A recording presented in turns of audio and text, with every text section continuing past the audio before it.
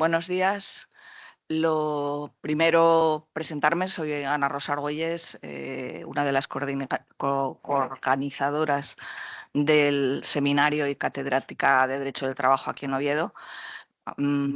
Tengo el honor y a la vez la satisfacción de estar moderando este panel porque me acompañan dos reputadas y prestigiosas profesionales en sus respectivas disciplinas, de ahí el honor, y la satisfacción porque además son las dos muy buenas compañeras y si me lo permiten, incluso amigas.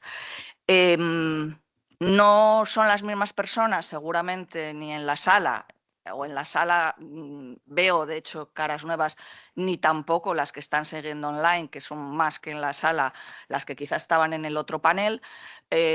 Reitero, por si a alguien le sorprende, algo que ya dijo el profesor Fernández Villazón al inicio, que es que hay un cambio, como seguramente están notando en el panel. No nos ha podido acompañar el profesor Antonio Monteiro, pues por un problema grave de salud de última hora y bueno, desde aquí le deseamos, por tanto, que se recupere. Pero bueno, ese compañerismo, precisamente abusando de él, que tengo con la profesora Irene Díaz, que va a ser una de los panelistas. Bueno, en la web del proyecto a la que remite el programa del seminario sí que aparece ya su nombre. Pues bueno, en un atraco a mano armada que le hice, ha aceptado estar con nosotras, lo cual también es un lujo, porque cambiamos la, digamos, interuniversidad que teníamos antes, el panorama de derecho comparado que teníamos antes, por la multidisciplinariedad que supone ahora el enfoque que vamos a hacer a otro de los objetivos del quinto acuerdo para el empleo y la negociación colectiva, que es el de una transición económica y digital justa.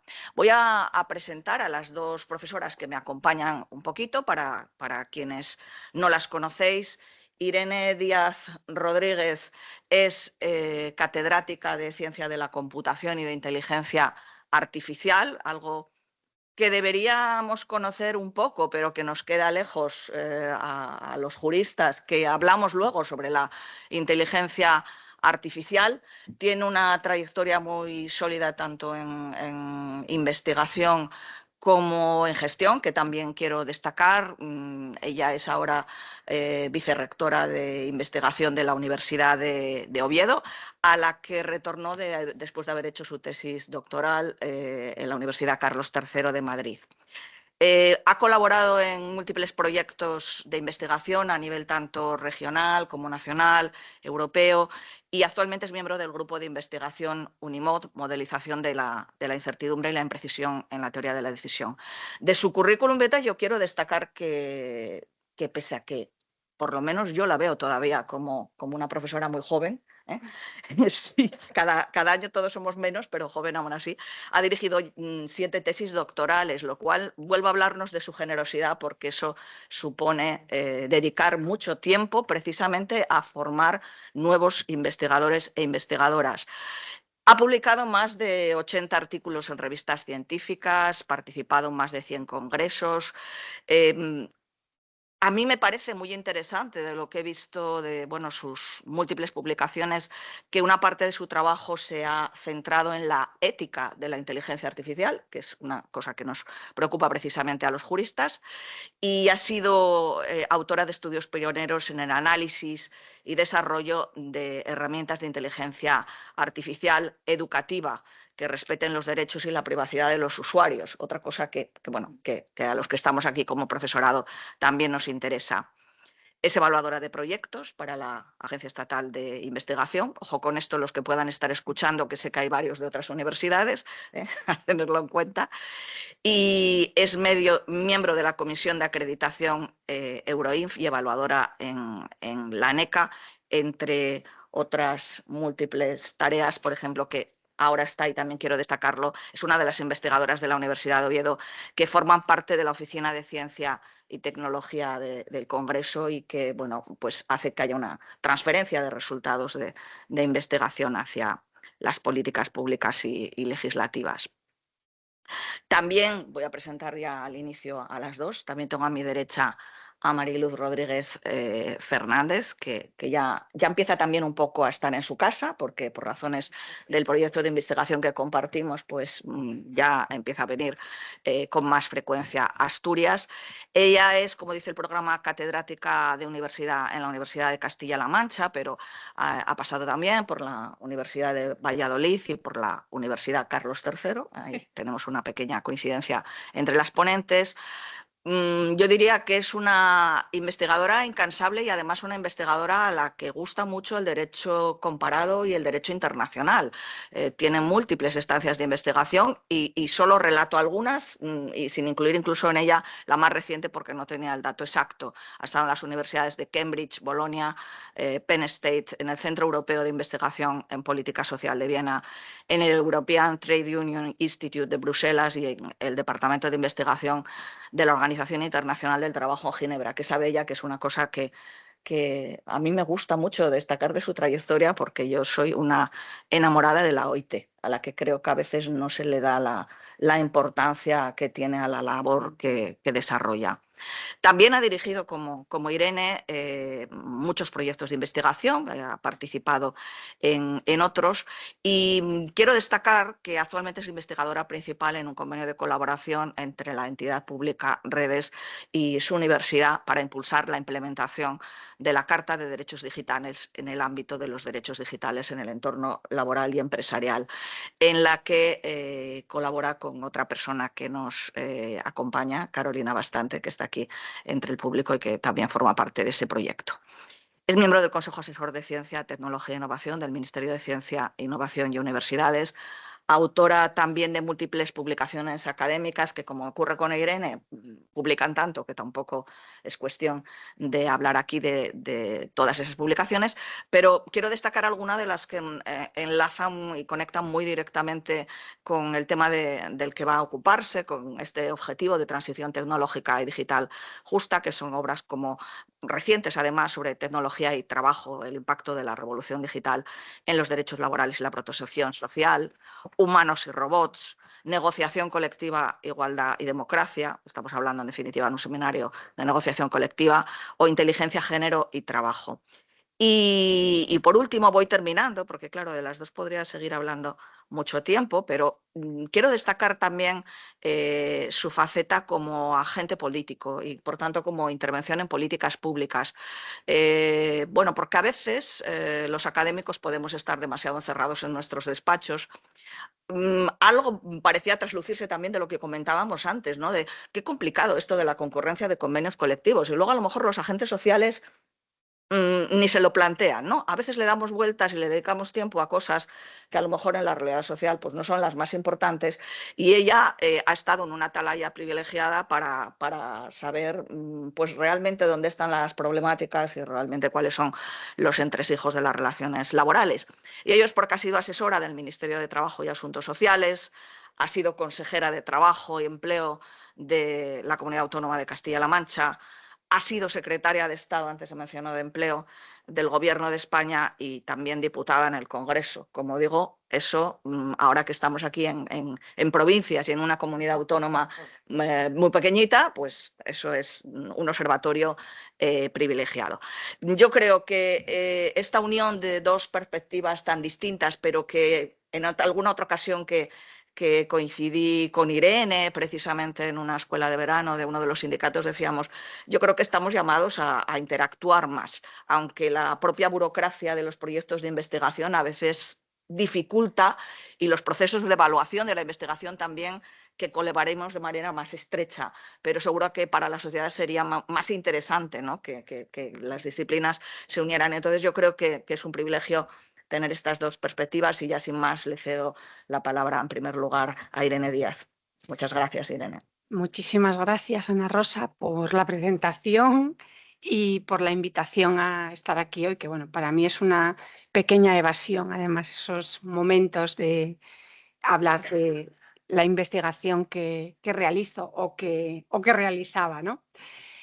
Al estar en una facultad de Derecho y hablar de inteligencia artificial, que es algo bastante técnico, bueno, ayer estaba dándole unas vueltas a cómo enfocaba la presentación y realmente de lo que voy a hablar son de los efectos colaterales de la inteligencia artificial más que de la inteligencia artificial en sí mismo. O sea, que no os asustéis porque aquí no va a haber fórmulas, ni teoremas, ni experimentos.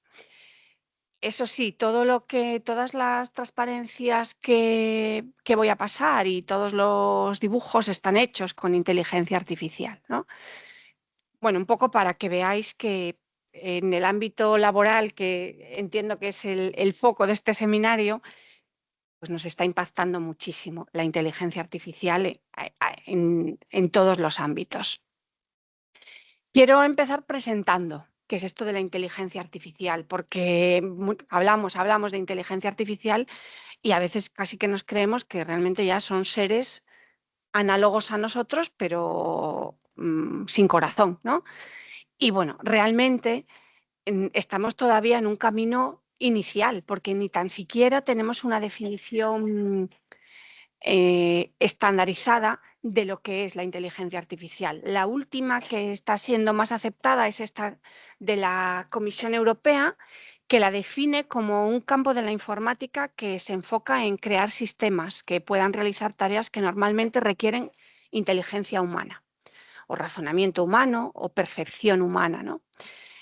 Bueno, así que lo engloba como una parte de la informática que crea sistemas. Yo realmente creo que no es una definición muy acertada, pero bueno, sí que una parte de la inteligencia artificial se enfoca en esto. También quiero presentarla porque parece que apareció hace 3 años, cuando apareció ChatGPT. Y bueno, la realidad es que aunque la inteligencia artificial no es una disciplina muy antigua, no se puede comparar al derecho o a las matemáticas, sí que tiene un poco más de historia. Y podemos fijar su nacimiento pues, a mitad del siglo XX, del siglo pasado. Unos comienzos muy incipientes que tuvieron varios intentos fallidos y que tras esos intentos fallidos llegamos al despegue de la inteligencia artificial como conocemos hoy en día, que se puede datar pues, en los finales del siglo XX y principios del 2021. O sea que realmente el despegue lleva pues, como unos entre 25 y 30 años. Y todo esto porque casi todas las disciplinas tienen al menos un padre o una madre. Pues en este caso hay un padre que se llama Alan Turing, que seguro que muchos conocéis, bueno, porque aparte de ser un gran matemático, tiene una trascendencia muy relevante en el desencadenamiento del final de la Segunda Guerra Mundial. Pero bueno, no voy a hablar aquí de la Segunda Guerra Mundial, sino de lo que él hizo o lo que él diseñó o visualizó y que es el germen de lo que, de lo que hoy es la inteligencia artificial. Él, en el contexto de la Segunda Guerra Mundial, sí que desarrolló unas máquinas inteligentes, supuestamente con una inteligencia muy rudimentaria, pero sí que vislumbró un futuro que es en el que casi estamos ahora, un futuro bastante más próximo de lo que podíamos imaginar, en el que podíamos llegar a la situación en la que si nosotros interactuábamos con algo que no estábamos viendo y ese algo interactuaba con nosotros de tal forma que no podíamos determinar si lo que había al otro lado de la pared, por eso una transparencia hay un muro, era una persona o no, entonces podríamos decir que ese algo se comportaba como un humano, que era inteligente, ¿no? Bueno, pues esa hipótesis la formuló Alan Turing allá por la década de los 60 del siglo XX. Y es muy relevante porque hasta ahora, para decidir si un sistema era inteligente o no, decíamos, los que nos dedicamos a la inteligencia artificial, que no pasaba el test de Turing. No pasaba el test de Turing, podíamos determinar que era una máquina, hasta tal punto que cuando se empezó a generalizar Internet, pues lo que tenemos en esta transparencia que habla de con el título CAPTCHA, seguro que todos lo conocéis, porque cualquier plataforma de comercio electrónico, cuando entramos nos dice, vamos a ver si esto que está al otro lado, tenemos que asegurarnos Que lo está haciendo un humano, porque tenemos que tomar, hay responsabilidades que se derivan de nuestras actuaciones. Bueno, pues ese acrónimo CAPTCHA, que seguramente todos conocemos, lleva ahí el test de Turing implícito, o sea, que es algo que se lleva utilizando durante mucho tiempo. Y claro, de repente llegamos a ChatGPT, que es cuando muchos de nosotros descubrimos la inteligencia artificial. Aunque muchos no, todos ya la estábamos utilizando, porque aquí en estos aparatos ya había inteligencia artificial antes y en muchos otros aparatos. Llegamos a ChatGPT y es en el primer momento en el que la sociedad se plantea que estamos llegando a un momento en el que el test de Turing ya lo superan las máquinas. Ya no somos capaces en alguna situación de discernir si lo que tenemos al otro lado es una máquina o es una persona. Y en ese momento es en el que estamos. En el momento incluso de reformulación, de cómo decidir si o cómo evaluar si lo que tenemos al otro lado es una máquina. Claro, esto lo podemos contextualizar dentro de una situación en la que estamos hiperdigitalizados y en la que ha habido avances técnicos muy importantes que nos permiten, por ejemplo, que la penetración de estas tecnologías sea cada vez más rápida. En esta gráfica, simplemente para que veáis cuál es el efecto, cuando apareció Twitter, se tardaron 65 meses. Tardamos 65 meses en que hubiera 100 millones de usuarios en Twitter. Pues con ChatGPT pasamos de 65 meses a 2 meses. Así que la velocidad en el uso y en la adaptación de estas tecnologías cada vez es más rápida. Gracias, como digo, bueno, a un ecosistema, eso es lo único raro que va a haber, lo que aparece ahí, a un ecosistema en el que estamos ahora, en el que cada vez tenemos más disponibilidad de datos con los riesgos que eso conlleva. Tenemos infraestructuras cada vez más potentes en cuanto a cálculo, a capacidad de cálculo y de almacenamiento, y tenemos algoritmos, bueno, pues que son maravillosos. ¿Y esto qué nos hace? Bueno, pues nos hace plantearnos cómo está impactando la inteligencia artificial en todos los ámbitos, en concreto en el ámbito laboral. Hay muchos estudios ya que cuantifican cuál es el impacto de la inteligencia artificial, por ejemplo, en los procesos de recursos humanos, que en muchos casos, y hay casos famosos de multas por utilizar sistemas de inteligencia artificial en procesos de selección laboral, ya estamos utilizándolo y tiene un impacto muy importante. Tenemos estudios que nos dicen que en el contexto de España hay un porcentaje muy elevado de empresas que apuestan por la inteligencia artificial. Tenemos experimentos en los que se ha utilizado ChatGPT como un CEO de una empresa virtual, y desarrolló un determinado software en 7 minutos. Bueno, esto es un recorte de una noticia, luego si entras en la noticia ya no es tan tremendo. Sí, bueno, desarrolló un software, pero la verdad es que no servía para mucho. Pero la realidad es que hay estudios, por ejemplo, este que menciona aquí de Accenture, que ya cuantifican el impacto de herramientas basadas en modelos de lenguaje como puede ser ChatGPT, Gemini o Claude, bueno, muchísimas que hay, porque están cuantificando cómo estas tareas que se pueden asociar lingüísticas a operaciones, a actividades lingüísticas que se pueden realizar con ChatGPT, ya están cuantificando que puede representar hasta el 51% del tiempo de trabajo de algunos empleados.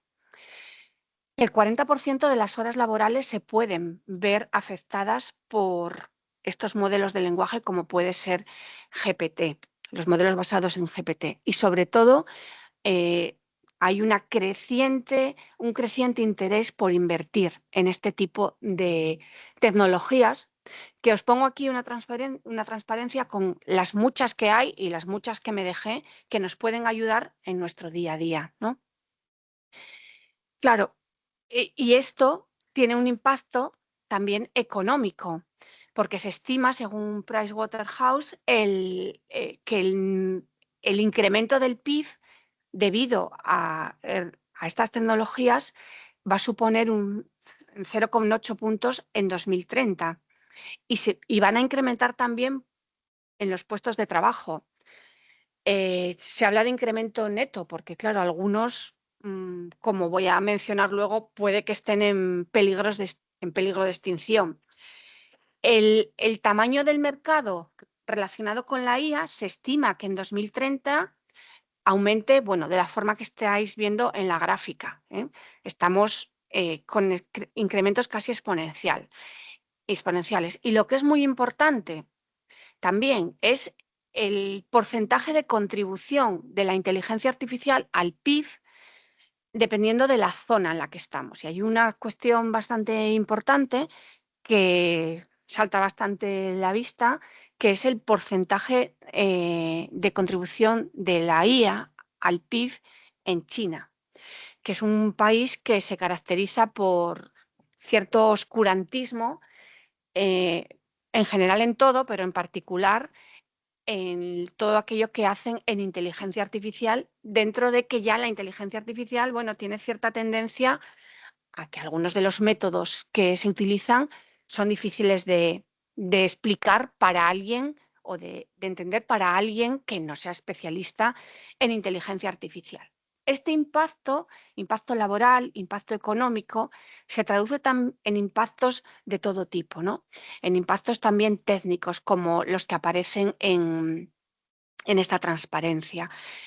Impactos que tienen consecuencias en la sostenibilidad, como vamos a ver, como voy a mencionar a continuación. Entonces, claro, en este contexto, generalmente, yo siempre que estoy en una charla o participo en una mesa redonda de este estilo, siempre aparecen las mismas preguntas, porque la inteligencia artificial genera miedos, ¿no? Y la primera es si algunos somos profesionales en peligro de extinción. Entonces, bueno, pues uno de los ejemplos es nuestra profesión, la de los profesores. Bueno, yo creo que evidentemente hay profesiones que van a desaparecer, como en cualquier gran revolución, ¿no? Cuando apareció la fotografía, pues los pintores temieron por desaparecer. ¿Desaparecieron los pintores? No, pero se reinventaron y desde luego hay menos. Cuando empezamos a hacer fotos todos con el móvil, pues los que revelaban fotos tuvieron que reinventarse también, ¿no? Evidentemente va a haber muchas profesiones que se van a tener que reinventar y en particular la nuestra, la de los docentes. Vamos a tener que adaptarnos a estos cambios porque no nos queda otra.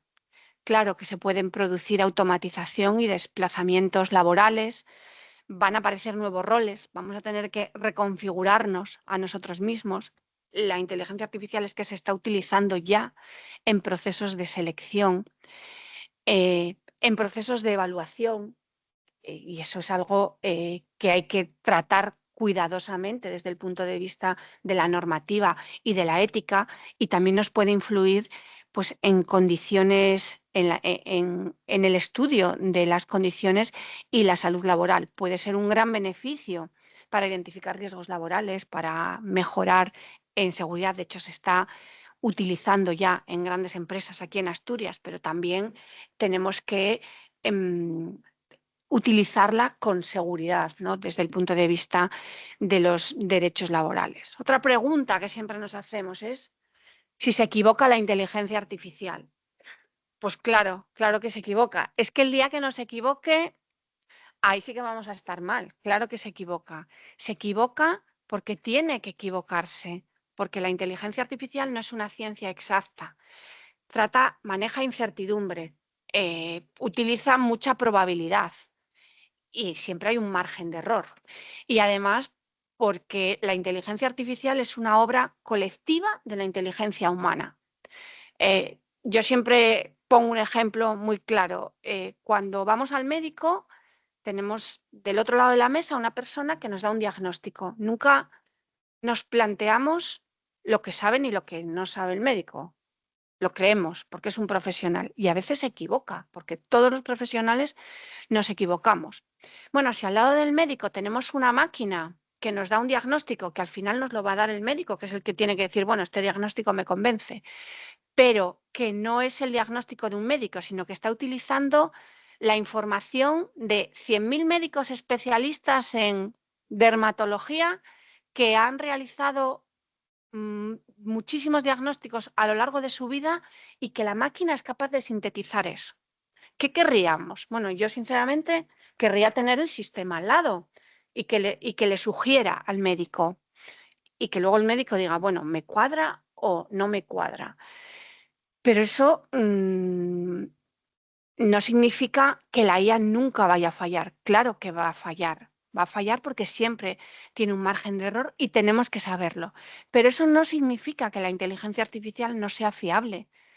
Es fiable en la medida que sepamos que nos podemos equivocar.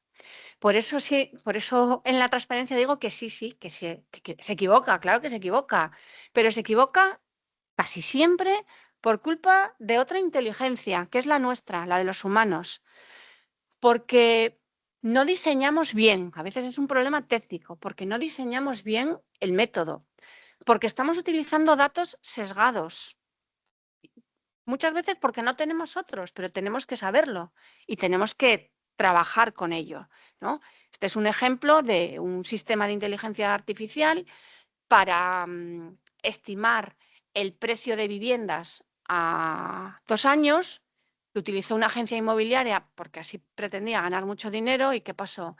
Que no estaba bien ajustado el sistema, sobreestimó los precios, compraron a un precio bastante elevado con respecto al precio de mercado y quebraron.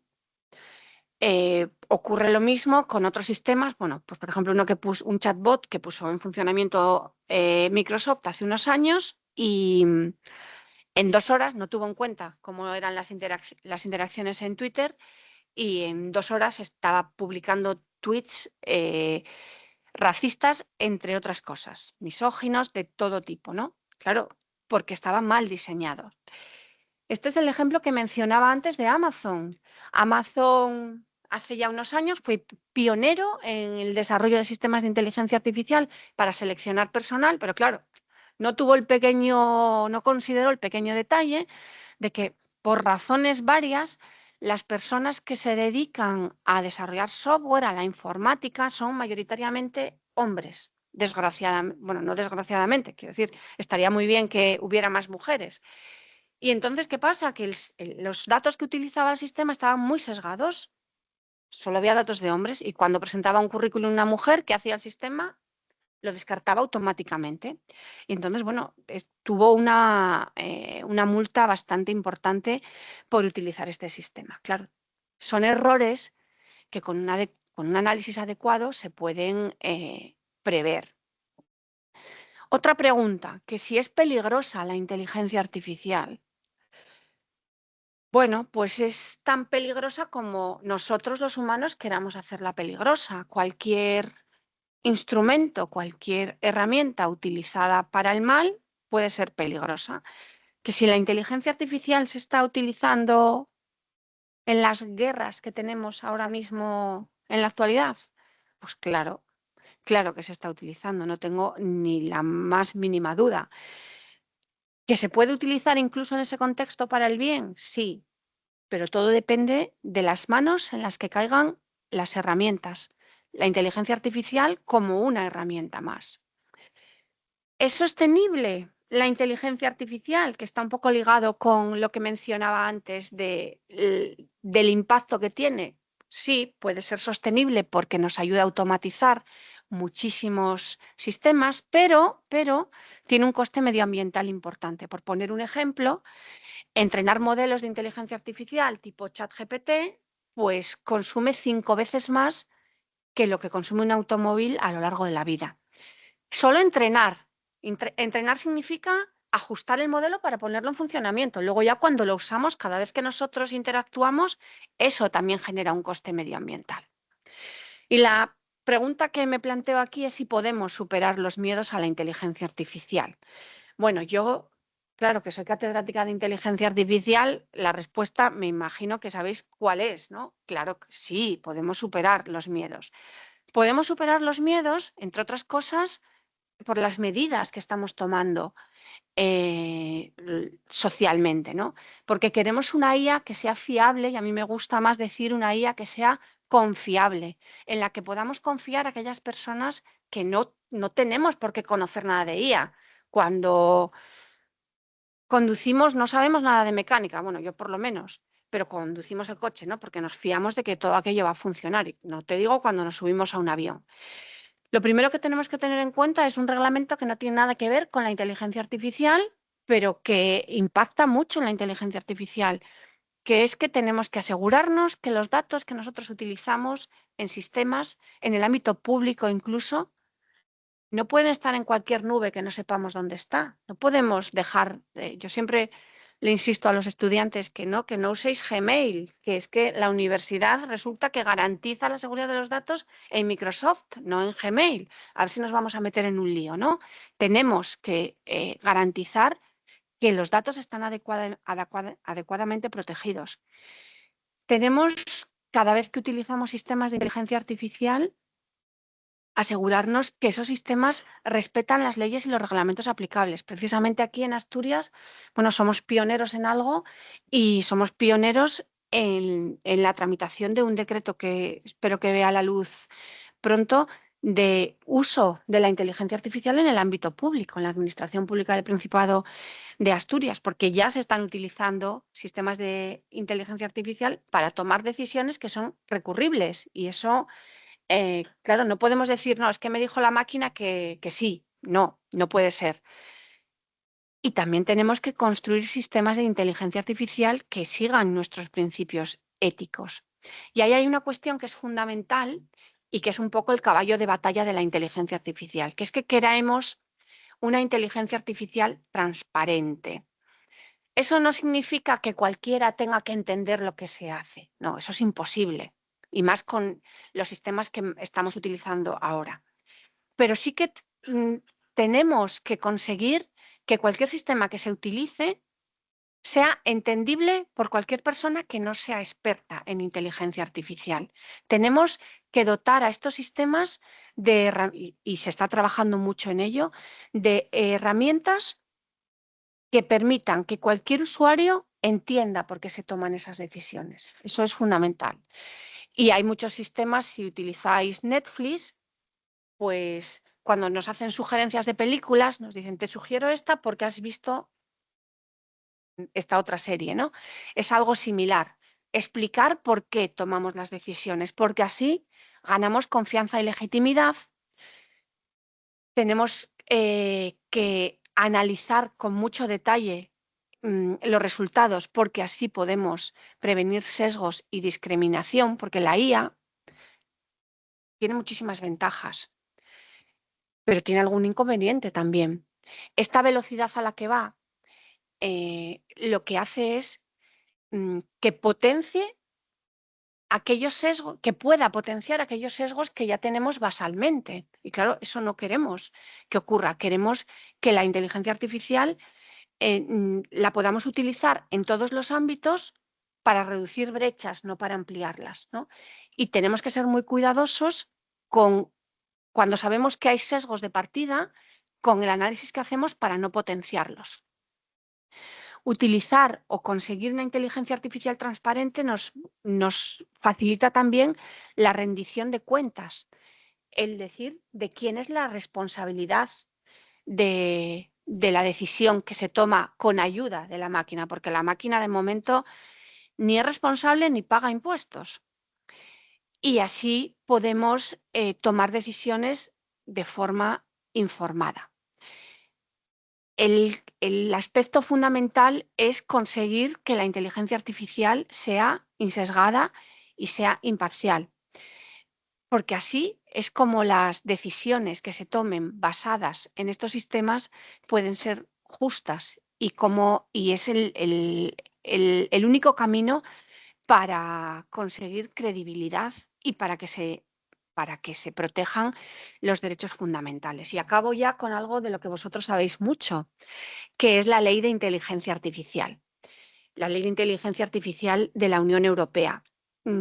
Esta ley, la verdad es que no se centra en los sistemas de inteligencia artificial, sino en los usos de la inteligencia artificial. Esto quiere decir que un mismo sistema, para resolver un determinado problema, se puede considerar sin riesgo o de riesgo mínimo, pero para resolver otros problemas se considera prohibido, por ejemplo, para implantar sistemas de vigilancia como los que hay en China, por ejemplo. En Europa es algo que está absolutamente prohibido, bueno, salvo por los cuerpos de seguridad del Estado, en caso de ser necesario y previa autorización, pero luego hay muchísimos campos en los que la inteligencia artificial se considera de alto riesgo y son precisamente todos aquellos ámbitos que afectan a derechos fundamentales, entre los que están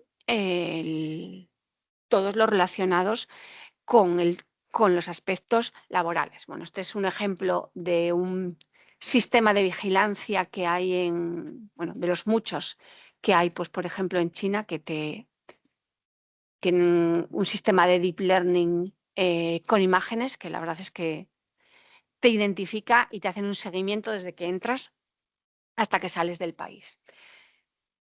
Y con esto finalizo con el título de esta película. Claro, es que la inteligencia artificial ahora mismo es como la película, todo a la vez y en todas partes. Y es complicado abordarlo, pero yo creo que con la colaboración desde distintos puntos de vista, que es tan importante, se puede conseguir. No, la inteligencia artificial no es algo técnico.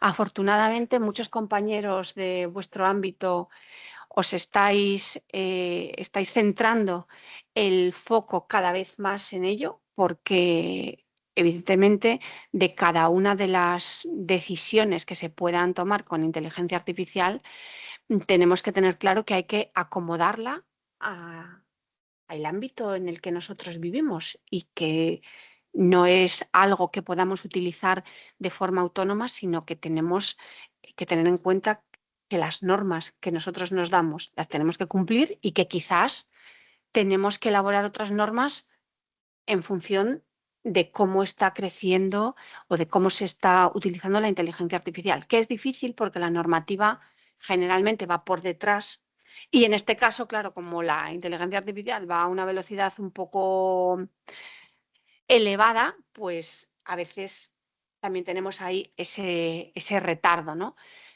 Pero que podemos conseguirlo. Gracias.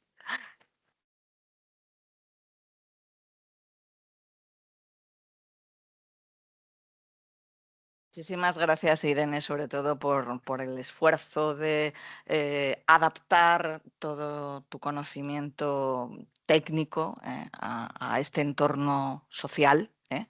Y además porque yo ya más veces que te he escuchado tengo la sensación que entiendes perfectamente esas preguntas, ¿no?, que nosotros nos hacemos y a las que has hecho referencia y por insistir mucho en también quitarnos miedos, ¿no? Creo que es bueno. Creo que es Esto importante. creo que es importante sobre el uso que se haga de la inteligencia artificial, que en definitiva siempre tiene que tener, como bien dice la normativa europea, esa supervisión humana en último término para la toma de decisiones.